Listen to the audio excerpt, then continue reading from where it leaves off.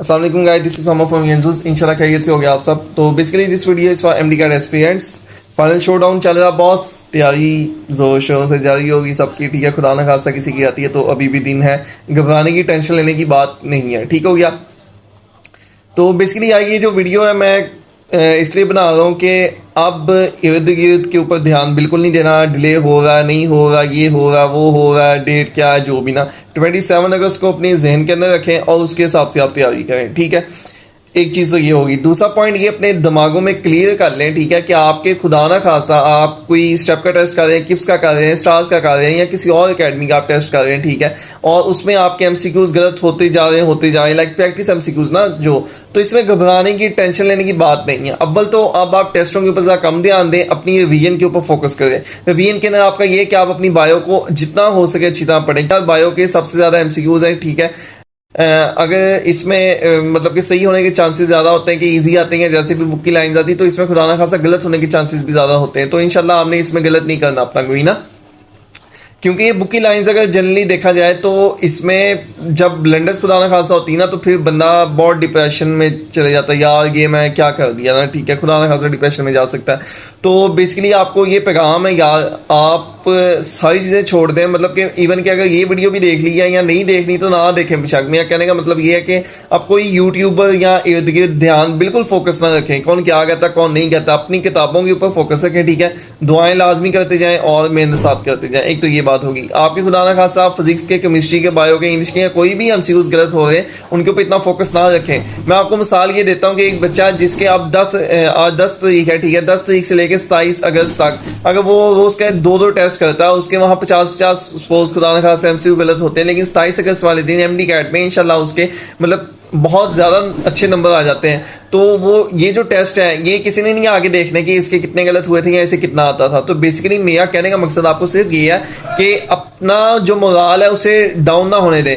आपकी ये जो टेस्ट आप प्रैक्टिस कर रहे हो, प्रैक्टिस में गलतियां होती हैं बेशक। आपके एंड वाले दिन भी अगर आपके आधा टेस्ट खुदा ना खासा टेस्ट भी गलत हो रहा है तो घबराने की जरूरत नहीं है।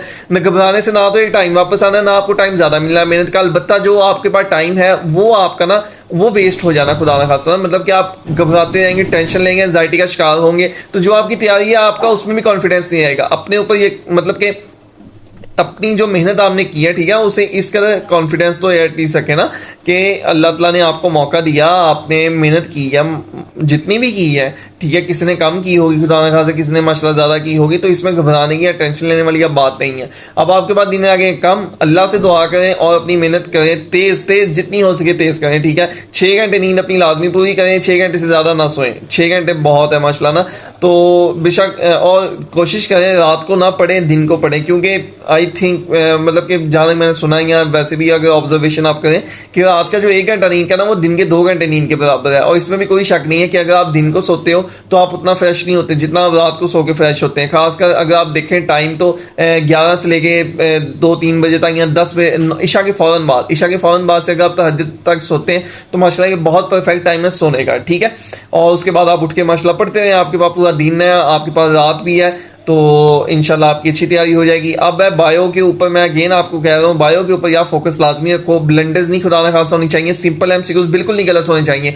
जो मुश्किल है वो तो उसका समझ आता है कि चलो यार ये फलां चीज़ मुश्किल है, ये ठीक है, या फिजिक्स का मुश्किल आ गया, केमिस्ट्री का आ गया, बायो का कोई मुश्किल एमसीक्यूज आ गया, समझ आता है। लेकिन आसान अगर गलत हो जाना तो वो बहुत आपको पीछे कर देता है, क्योंकि मुश्किल चीज़ सबके लिए मुश्किल होती है, कोई एक बंदे के लिए मुश्किल नहीं होती। वो कहता है कि यार मतलब कि अगर मुश्किल 10 एमसीक्यूज आ गए, वो 10 के 10 किसी के सही होंगे, सबके सही नहीं होने, ठीक है। तो उसमें 5 भी सही होने वाले एवरेज स्टूडेंट होते हैं, सारे वो भी नहीं होते। तो इससे मुश्किल एमसीक्यूज के ऊपर इतना फोकस या इतना उनसे डरने की जरूरत नहीं है। आपका आसान नहीं गलत होना चाहिए। मतलब अगर 140 एमसीक्यू 200 में से आसान आने, मैं एक एग्जांपल दे रहा हूँ, तो 140 में से 140 इंशाल्लाह पक्के ठीक होने चाहिए। बाकी जो ऊपर वाले मीडियम और डिफिकल्ट लेवल के हैं उनमें से तो चलो गुंजाइश नजर आती है, लेकिन आसान में से आपकी कोई गुंजाइश नहीं बननी चाहिए कि आपका आसान एमसीक्यूज कोई गलत हो जाए, ठीक हो गया। एक तो ये बात होगी।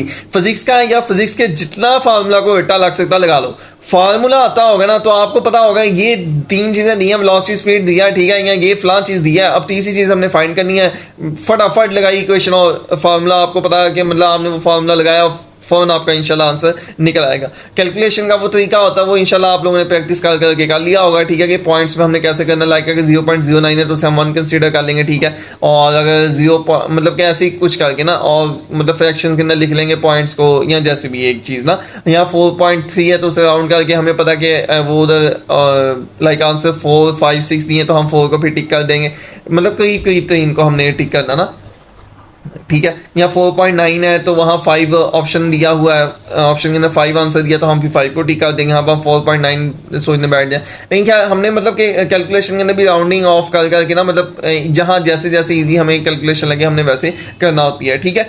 अच्छा, और दूसरा इसका है केमिस्ट्री का भी यार रेटा है, ठीक है, मतलब कि अब आपने जो रिएक्शन है उनके आप रेटा लगाएं कि आपको रिएक्टेंट प्रोडक्ट्स का पता हो। अब जो बहुत ज़्यादा हाई फाई कंसेप्ट है ना उनके, वो आप लोगों ने कर लिया। अगर आपने अकेडमी ज्वाइन की थी या घर में भी थे, जैसे भी आपको पता होगा कि आपने मतलब कि स्टार्टिंग ही ऐसे हम कैट की तैयारी आप लोग करते हैं कि आप लोग क्या मतलब सारे किस्म में जनरली करते हैं कि वो हाई फाई लेवल कंसेप्ट की तरफ जाने की कोशिश करते हैं ना, तो जो बेसिक चीज़ें ना आपकी इसमें नहीं यार गलती होनी चाहिए इंशाल्लाह ना। तो एक तो ये चीज़ अल्लाह करे आपकी इंशाल्लाह उसमें भी ना गलतियां हो मुश्किल चीज़ों में, लेकिन मैं आपको एक जनरल बात कर रहा हूँ ना कि आपका मतलब कि आसान चीज़ नहीं यार गलत नहीं चाहिए।